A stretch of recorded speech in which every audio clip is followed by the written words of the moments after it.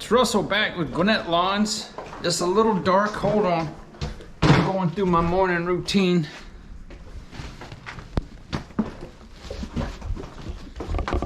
That's right. Look at that. Look at that beautiful sky God made. Atlanta, Georgia. Today is September the 4th, 2024. Excuse the headlamp.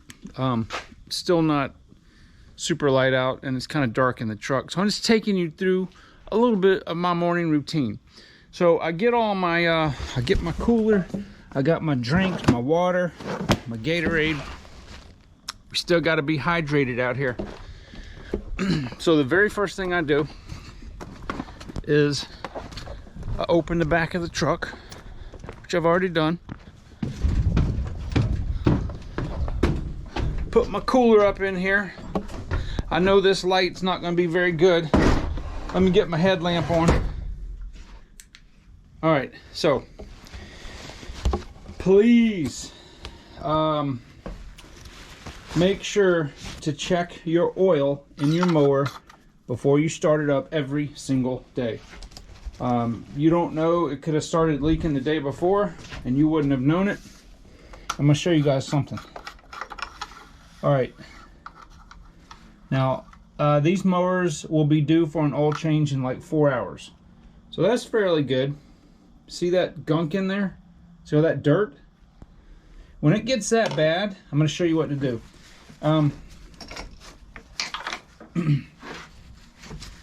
See, there's already stuff falling in the pipe, fill pipe. So I take a clean paper towel and just spin it around like this. And then move it like that. Look at all that stuff that was on the threads. And then let me just, I need 3 hands. I need 3 hands and 4 legs. All right, I got another clean space. I'm just gonna, I put my thumb in here like this and just run around the threads. All right. That way the dirt from the threads doesn't go inside there. Now, the most important thing on your mower, where oil is super important, it's the air filter. If you wreck your air filter, or if you start sucking in dirt, you will destroy this engine in a matter of hours. You should be cleaning your filter, your air filter maybe every day, depending on the dust conditions, maybe every 2 days. I'll show you how to clean it. You don't want to blow it out with compressed air because that drives the dirt further into the filter media. All right, so I've got this right here. I've got my little pan, and I am just, forgive this mess here. I'm working on my dirt bike a little bit, so I'm just gonna wipe this off, and I'm just gonna take, I've got this at Advanced Auto Parts. Any good brake parts cleaner will work. All right, I'm gonna spray the dipstick off a little bit. Let me get a clean towel. All right, now here's the most important part. All that stuff that's in there, all that dirt, just take your brake parts cleaner and spray it. All right, you do not want that stuff when you remove the dipstick to check your oil. You don't want that stuff to go into the fill tube, right? It's just an added burden that your oil filter would have to filter out. All right, it's perfectly clean now. And this stuff evaporates really fast. So that's it. All right, so let's talk about, it's cool. It's probably in the mid 50s right now. It's going to be getting drier, at least. It's going to be getting drier, at least here in Atlanta. October, November are our super dry months. Now, September can be very hot. here, like August, but the humidity does start to go down a little bit. So make sure to stay on top of your maintenance, right? I do the hydro oil and filter on these two trim stars. I do them every 200 hours. And I change the oil and filter every 100 hours. And I replace the air filters in both of these at the same time I do the hydro filter. How you doing, man?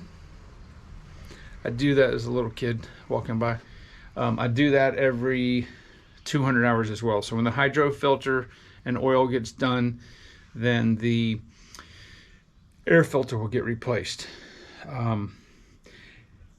And of course check your belts and all that. But if you will keep your mower, listen, these mowers, man, these mowers are expensive. Even these trim stars are super affordable. But to get a 48-inch stand on, these things are like, they're almost 10 grand now. I think you can get one of these for like 8. But if you will take care of these engines and the hydrostatic transmissions, you will be so far ahead of the game. I know people. I told you guys. Before I tell that story, let me do this. I run these for about 5 minutes before we leave.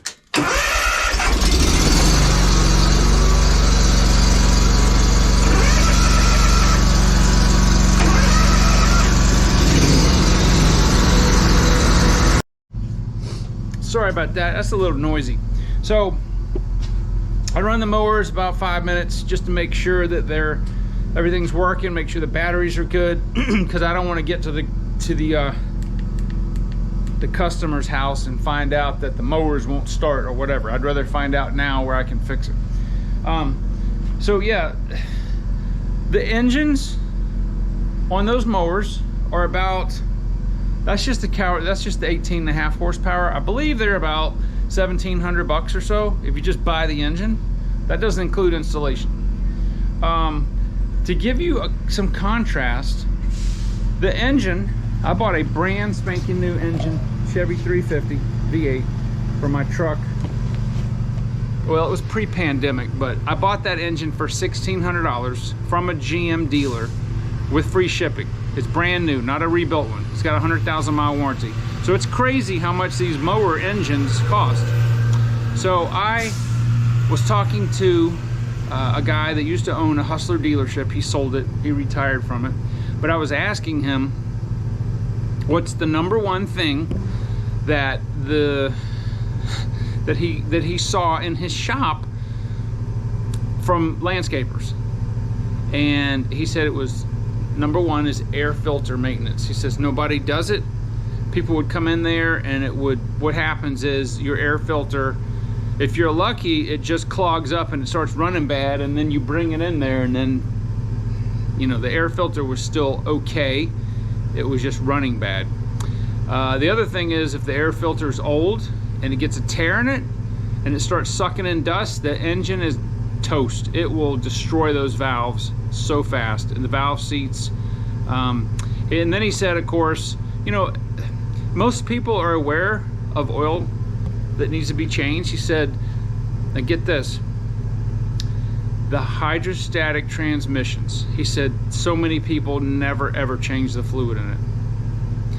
Those transmissions are like $900 each. So about 18, that's just the part. That is not including the labor. And I'm gonna tell you guys, those transmissions will outlast the motor, the engine, it's not a motor, it's an engine, will outlast the engine about 3x. So you can get about 3,000 or 4,000 hours out of a Kawasaki if you take really, really good care of it. He told me that those hydrostatic transmissions will last, those Hydro Gear ZT, well, there's 2800s in those, but he's seen those things last over 10,000 hours. That is crazy. They're very simple to maintain. They have a filter on each side. I've done a video on it before on how to do it. it's going to be very similar on almost all transmissions. Those are actual integrated transmission with the pump. If you have most of, excuse me, most of the sit downs, 0 turns, and the standard 0 turns, most of them have pump and motor. They're separate. So you've got a separate wheel pump or wheel motor, and it's got lines that goes to actual pump. Those are a little easier to rebuild because they're separate, but usually people will buy Hydrogear or Parker, and they're very, very good. The transmission fluid that goes in those, it's a high, you know, because those are hydraulic pumps basically. They need specific fluid. I don't have any right here. Most of them say you can run, you know, like regular 2050 in it, but if you will run hydrostatic transmission fluid, which is almost the same as motor oil, but there's a couple of additives that you need in an internal combustion engine that you don't need in a hydrostatic transmission. So they remove that, and then they put a few more like extra zinc and stuff like that. So the hydrostatic transmission fluid is a little bit better. So that's what I actually switched to. I was using the, I don't have any up here, the Amsoil 20W50, and that's fine. Hydrogear recommends a good 2050 oil, but the hydrostatic fluid is a little better. There's something called shear strength, and it's got higher shear strength. So I don't want to bore you guys with all that. If you have any questions, you can always put them down in the comments. I'll try to answer them. But if you will keep that change, your filters, the filters aren't that expensive. You can do the whole job. I think the filters are like 10 bucks, the factory Hydrogear, and then both of those transmissions plus the lines and the reservoir, it takes almost 5 quarts. This engine holds 5 quarts. That's nuts. But so, you know, if you get the Amsoil, I think it's like $12 a quart or something. So for what, 60, 70, for $80, you can do your own transmission, fluid and filter on both of them. I don't know how much the dealer charges.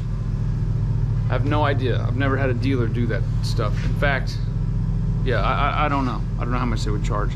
But I do it because I want to make sure it's, you know, it's done right. Not that dealers can't do it right. Let me turn these motors off. Let me turn the motors off.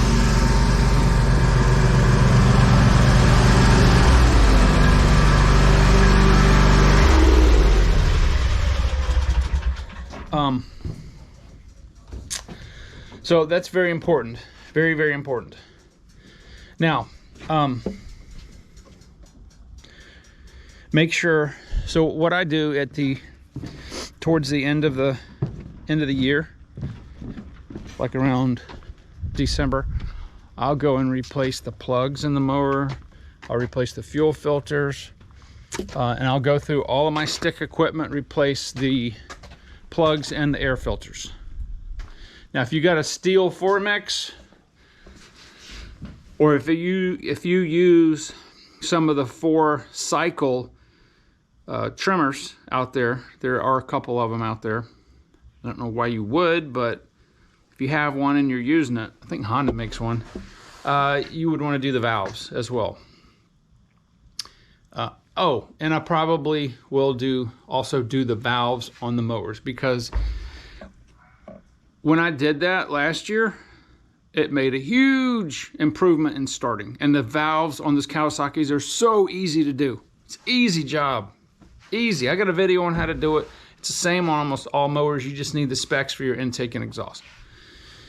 So yeah, I'm gonna do some videos. I've had some people want to know how we do leaf cleanups, right? I don't haul leaves away except with rare exceptions, because if I do that, I have to use the Tundra, and I have to grab my trailer, and then I have to, you know, I've got all my equipment in the box truck, I would rather take care of the leaves on site. Now, if the leaves are wet, you can't mulch them up too good, so they need to be dry. So that's why I go back, keep going back to the customers that have leaves in my yard. My customers have leaves, a lot of leaves that fall, and we just take care of them. I'll get tons of calls December, January, February to do leaf cleanups, and what I normally do is blow with the backpack blowers and mulch them up. That's what works. But you got to use really good blades, right? So the two best blades that I have found, bar none, for leaf cleanups, and they work great for cutting, at least Bermuda, are the Ballard Ripper blades and the Gold Hybrid blades. The Gold Hybrid blades have a very high lift on them, so they're super good for the suction of the leaves. They will pull wet leaves off of the ground. And if you have a mower that's got more horsepower than mine, it's going to work really, really well. But the Ballard, either of those, I love the Ripper blades. They last longer. I don't know, the Gold blades seem to be a little softer, but both of them work good. Now on one of the mowers, the newer Trimstar, I have got I'm testing out the Copperhead blades that are kind of like the Ripper blades, and they're working out. They work good. I like the Ballard Ripper blades just a little better. And I've also got the experimental blades from Lawn Crack, the real thin ones that are not mulching blades. Those things, man, they cut good. That's the only blade so far that I've used that I do not require going over a second pass for dandelions. Every single blade I've ever tried, at least on these mowers, I have to do a second pass on the stalks. Sometimes it just doesn't get them, but those blades, they get them. No second pass needed, and I've always had to do a second pass, even on the stock blades. See, I have all kinds of blades over here. These are like the factory Hustler blades. I've never even used them. In fact, these are the ones I took off of the, I took those blades off of the new mower, and I put the Ripper blades on there. So anyway, I appreciate everybody watching the videos. Please do not let maintenance slip, right? We've gotten over the hump for summer. June, July, and August are the hottest days usually in the country. And now we got September, October, November, leaf cleanups. We will still be mowing all the way through Thanksgiving and doing a lot of leaves. So creates a lot of dust, a lot of opportunity for having problems with your air filters and stuff. So please keep on top of that maintenance. It's very important. Also, whatever truck or vehicle you use, don't forget that. I've got to do plugs on this. It's got 102,000 miles now. And also got to do an oil change on it this week.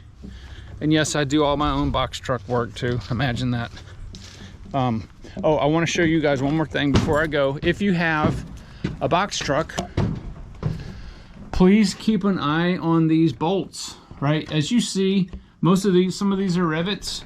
If these panels have been replaced, which I've had a couple panels replaced before I got it. I had this right here fell off yesterday, and the door wouldn't sit properly. So I went, and a lot of these were loose. So I went and tightened them all up because you don't want those door panels collapsing. I also had to put, see, these are the factory rivets for the panels, and these are the carriage bolts that they replaced it with when they replaced the panel. But I had to put these washers here because it was starting to draw into the wood.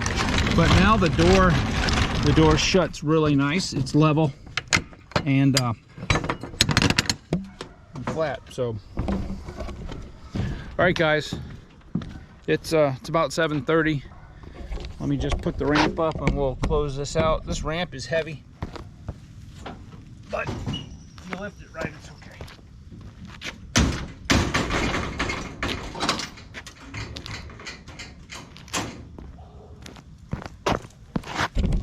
don't even know if that shot was any good. Anyway, guys, thank you very much, and I will see you guys on the next video.